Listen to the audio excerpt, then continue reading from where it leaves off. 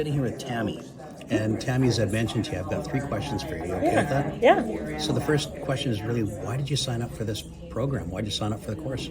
Yeah, well, my employer sent it to us asking if we would be interested in doing it, and I just saw leadership and got really excited because I'm always wanting to grow as an individual and learn and hear from other professionals. So what are you getting out of the course so far?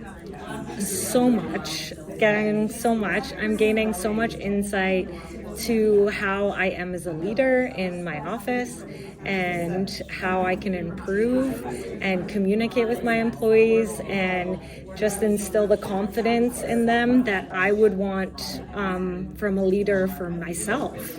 Is this going to help you when you get back to work? Oh yeah, huge. I'm just excited to implement some of this, and it's like working out a muscle. You have to continuously do it, and because it's not our natural reaction to do these things, right? So what advice would you have to somebody else who may consider taking the same program? I would think just go for it. It's gonna allow you to look at yourself as a leader and inspire yourself, but also inspire other people in our workforce and just help people gain confidence. Right on. Yeah. Cool.